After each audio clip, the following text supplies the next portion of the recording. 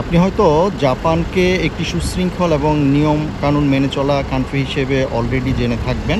তার একটা উৎকৃষ্ট উদাহরণ আপনাদেরকে একটু দেখাই। এই যে সামনে বাসটা দেখুন, এই যে সার্কেলটা করা আছে, যে দাগটা আনা আছে, এইটা হচ্ছে তার জন্য নির্দিষ্ট করে দাঁড়ানোর জায়গা।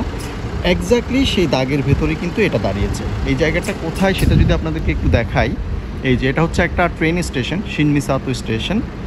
ধরে নিন এটা হচ্ছে আমাদের কমলাপুর অথবা টঙ্গী অথবা কোনো একটা ট্রেন স্টেশন। আর সেটার সামনের এই যে বাস থামার যে জায়গা সেটা হচ্ছে এটা ছোট বাস দাঁড়ানোর জায়গা, এটা মাঝারি আকৃতির একটা বাস দাঁড়ানোর জায়গা, বড় বাসগুলো দাঁড়ানোর জায়গা আবার আলাদা করে রাখা আছে। আর এই পাশটাতে যদি আসি,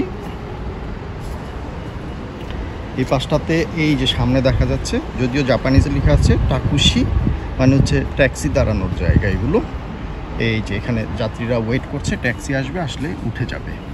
এটা হচ্ছে বড় বাস দাঁড়ানোর জায়গা। এই যে এখানে অগাতা বাস লেখা আছে, যেটা এই বাসটি এখন স্টেশন ছেড়ে যাচ্ছে।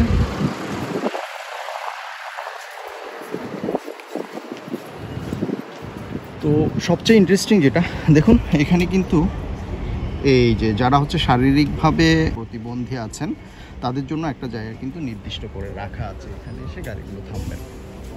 এই যে বড় বাস একটা এসে থেমেছে, আপনাদেরকে যদি আবার একটু দেখাই, এই হচ্ছে স্টেশনের গেট আর এই হচ্ছে বাস। এই যে বড় বাসটি দাঁড়ানোর যে এক্স্যাক্টলি যেই জায়গাটা শনাক্ত করা আছে সেই জায়গার মধ্যে এসে দাঁড়ালেন।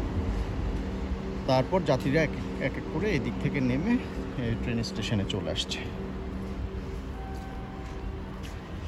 এই ব্যাপারটি কেমন লাগলো মতামত জানাতে পারেন কমেন্ট বক্সে।